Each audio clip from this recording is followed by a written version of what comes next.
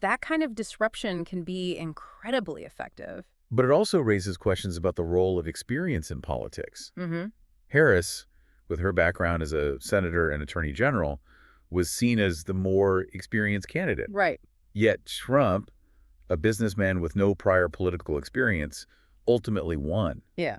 What does that tell us about the value of traditional political experience in today's environment? It seems voters are placing less emphasis on a candidate's resume and more on their perceived authenticity, Yeah. their ability to connect with people on a personal level, Uh, and their willingness to shake things up. it's almost like voters are saying, we don't want more of the same. We want someone who's going to challenge the system, even if they don't have a long list of political credentials. Exactly. And that's a trend we've seen play out in elections around the world. Hmm.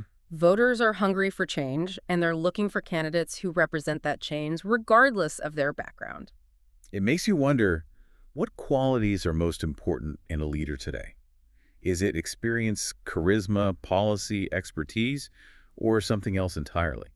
It's likely a combination of factors, and the weight given to each may vary depending on the individual voter, but it's clear that the political landscape is changing, Yeah. and the qualities that once guaranteed success may no longer be as relevant. That's a thought-provoking point. Yeah. Now, shifting gears a bit, there was something else that caught my eye in the sources you sent. We heard about some influencers, particularly those with large female followings, who remained relatively silent during the election, even on issues like abortion that were considered central to the campaign. Interesting. What do you make of that?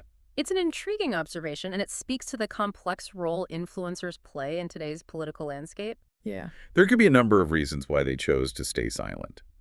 Some might have felt pressure to avoid alienating followers, Okay. while others might have been disillusioned with the political process altogether. It's almost like they were caught in a bind. Yeah. They have this platform, this ability to reach millions of people, Right. but they also have to be mindful of their brand and their audience. Uh-huh. It makes you wonder, what is the role of influencers in political discourse? Should they be expected to use their platforms to advocate for specific causes, or are they entitled to remain neutral?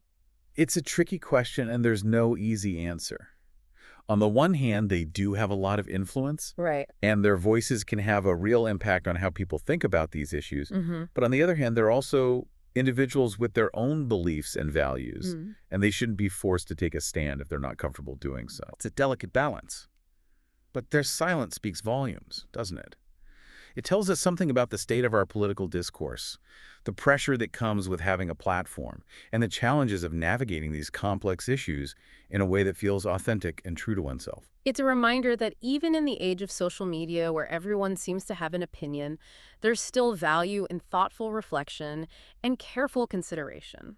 It's okay to take a step back, listen to different perspectives, and process information before jumping into the fray. Now, circling back to the campaigns themselves, we saw some pretty stark differences in how they were run. The Harris campaign, as we've discussed, was criticized for its reliance on celebrity endorsements, high-priced consultants, and a top-down approach. In contrast, the Trump campaign was described as more grassroots-driven, with a focus on rallies-earned media and direct engagement with voters. What are the pros and cons of each approach, and which one seems to be more effective in today's political landscape? It's a fascinating comparison. The Harris campaign, with its focus on star power and traditional media outreach, represents a more conventional big-budget approach. Okay. This strategy can be effective in reaching a broad audience, but it can also come across as out of touch or inauthentic, especially to voters who are disillusioned with the political establishment. And let's not forget the cost associated with that kind of campaigning. Mm-hmm. Celebrity appearances and big-budget ad campaigns don't come cheap. And as we discussed earlier, the Harris campaign ended up deeply in debt. Exactly. The financial burden of this approach is a significant factor to consider. The Trump campaign, on the other hand, relied heavily on rallies and earned media coverage, generating enthusiasm among his base and circumventing the need for expensive advertising. It was almost like he was running a perpetual guerrilla marketing campaign, using controversy and spectacle to dominate the news cycle and keep his name in the headlines. Right, that's a very apt analogy. By tapping into existing media platforms and creating newsworthy events, Right. Trump was able to garner attention without spending exorbitant amounts of money on traditional advertising. This strategy, while effective in mobilizing his base, also contributed to a highly polarized and divisive political climate. So it seems like there's a trade-off.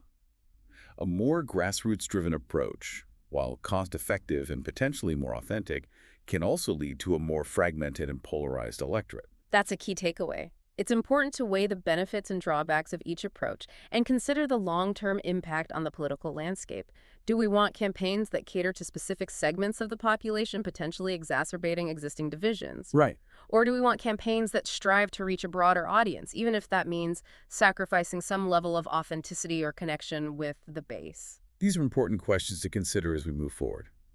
I think it's time we shift gears and talk about another recurring theme that emerged from the sources: the role of gender dynamics in shaping political narratives and strategies. We've seen how both campaigns attempted to appeal to male voters with varying degrees of success. It seems like there's a delicate balance to strike when addressing gender in political campaigns. It's a tightrope walk, for sure. You want to connect with male voters without resorting to tired tropes or alienating anyone. Maybe the key takeaway here is that men, just like any demographic, are not a monolith. Right. A one-size-fits-all approach is unlikely to resonate. Perhaps future campaigns should focus on speaking to the diverse range of experiences and values within this group, rather than relying on simplistic generalizations. Speaking of generalizations, remember how the media jumped on that joke Trump made about not wanting to be tackled by a guy who lifts weights all day? Oh, yeah? Some outlets painted it as evidence of racism or elitism, Right. while others saw it as just a harmless quip. Mm-hmm. It makes you wonder how much of what we see and hear is shaped by the media's own agenda. Yeah, absolutely.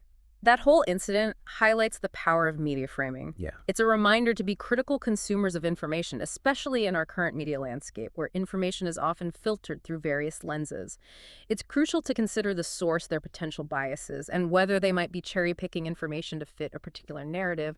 So we've seen how these campaigns use different tactics, spent money in wildly different ways, and grappled with issues like gender and media perception.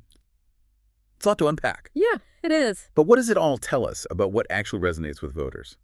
Well, one thing that jumps out is the importance of authenticity. Voters seem to be increasingly savvy when it comes to sensing when a candidate is being genuine versus putting on a show. Right. It's not just about policies anymore. It's about who these candidates are as people and whether they truly understand the challenges facing everyday Americans. And it seems like there's a growing sense that the traditional systems, the media, the political establishment, aren't always working in the best interests of the people. Right. Voters are looking for alternatives, for candidates who challenge the status quo, and for sources of information that feel more trustworthy. Exactly. It's almost like we're at a turning point where people are demanding more transparency, more accountability, and more genuine connection from their leaders. Yeah. It's a lot to think about. We've covered so much in this deep dive: campaign strategies, financial decisions, the role of gender, and the media's influence. But maybe the most important lesson we can take away isn't about the candidates themselves, but about how we as citizens navigate this complex political landscape. I completely agree. We need to be informed critical thinkers. We need to be aware of our own biases and seek out diverse perspectives. And maybe most importantly, we need to approach political discourse with a sense of empathy and understanding, even when we disagree. After all, we're all in this together. Well said. And with that, we've reached the end of our deep dive. You've given us a lot to ponder, and we hope this conversation has equipped you with some valuable insights and perspectives as you continue to navigate the world of politics.